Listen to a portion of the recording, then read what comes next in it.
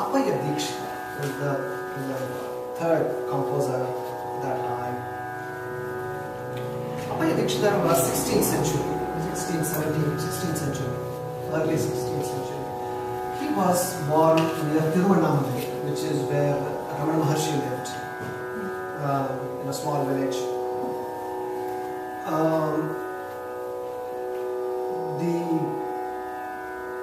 The amazing thing about Appayya Dikshitar was that he came from a family and he had his education in the Advaita school of philosophy.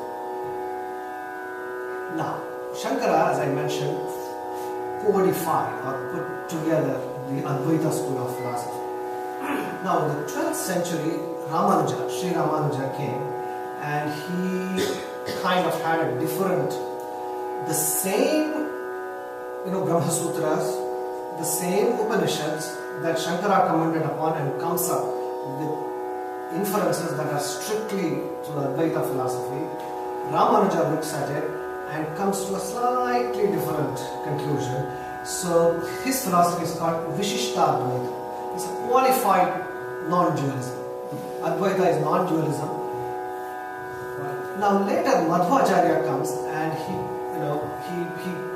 looks at the same things and says no, he comes to the dualistic philosophy which is called Dvaita.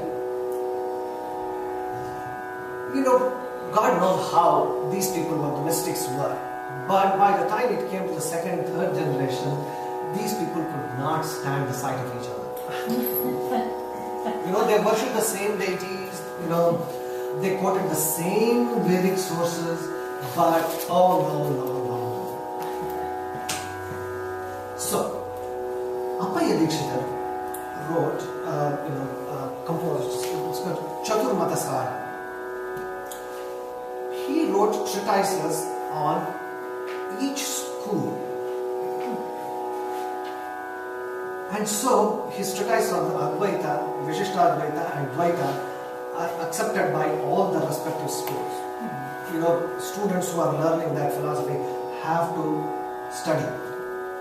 It's because even though he was rooted in that Advaita, he was able to comment on that school's state so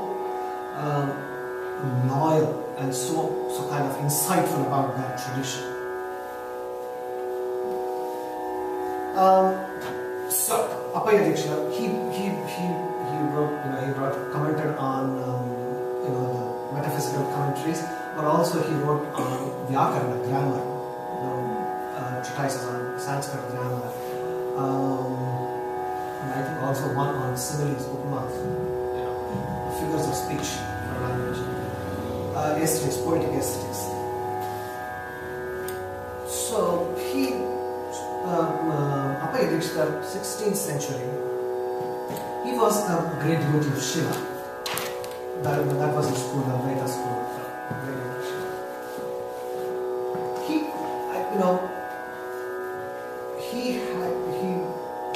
The local king, the chieftain, had provided for, a big school that Dikshitar had, traditional school where the students all live with the teacher. So the teacher has to provide the food and, clothing. He had a large batch of disciples.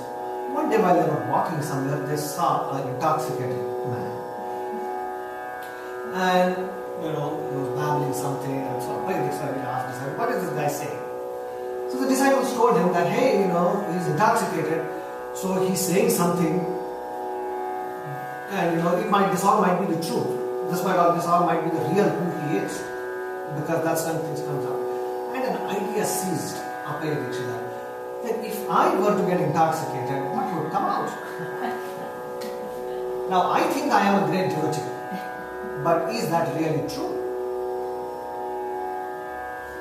So he embarked on this project. He imbibed Dhatura.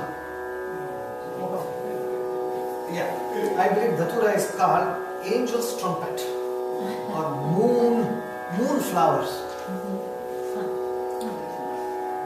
As compared to many other intoxicants, Dhatura is not supposed to be. I believe of all the psychoactive substances, Dhatura has the worst reputation. Nobody has a good word about it.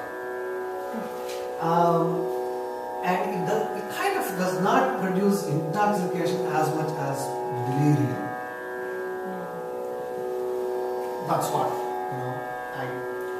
and it is supposed to be extremely unpleasant, physically and psychologically.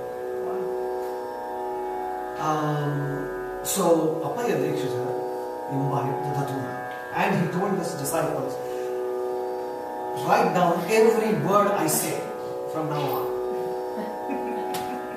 So, imbibed, he started blabbering. What came out in that state of delirium, was